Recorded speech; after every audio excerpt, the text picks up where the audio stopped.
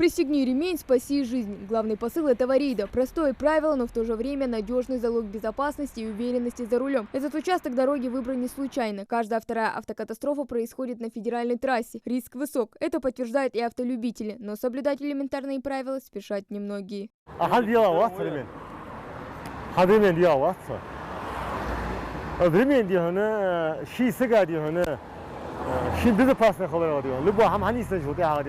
حديقة شو نشخو جاش دودي ده ريمين هم صدق ده ريمين يودي ده بذاتنا ده ريمين يودي سبايوسم ده ريمين عدي ليه ريمين عدي.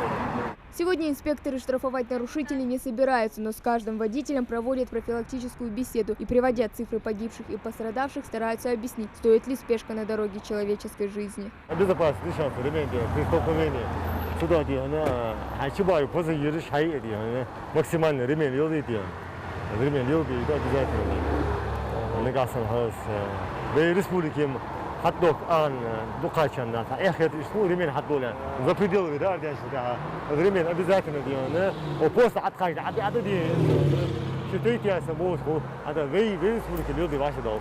Это не первый рейд и не первое мероприятие подобного рода. В республике они проходили на протяжении месяца. Повод – ужасающая статистика. Только в июле этого года на наших дорогах зарегистрировано 19 аварий, в результате которых погибло 12 человек, среди них 5 несовершеннолетних. У нас в республике участились случаи дорожно-транспортных происшествий. У нас произошли дорожно-транспортные происшествия. Из этих дорожно-транспортных происшествий, в которых пострадали водители, пассажиры, ни один не был пристегнут ремнем безопасности. Вот чему привело к тяжким последствиям черепно-мозговым травм. Чтобы этого не было, мы проводим это мероприятие, доводим, хотим достучаться до каждого водителя, пассажира о важности применения ремней безопасности. Большинство ингушских автолюбителей всю серьезность ситуации понимают. Один из них и Махмуд Гирей Парчиев. За рулем более 20 лет. Раньше и сам не обращал внимания на ремень, но в один момент передумал.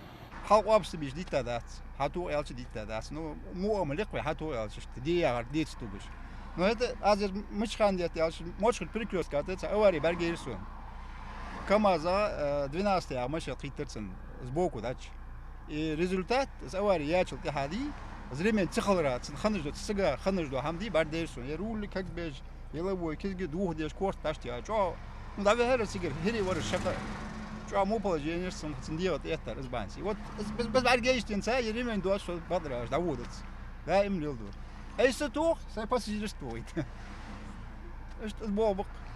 Had je als dik hadden, ja laat saga zien dat er die na gaat wat inspectoraat wat er saga wat er list для своей безопасности. Ну дальше даром худать.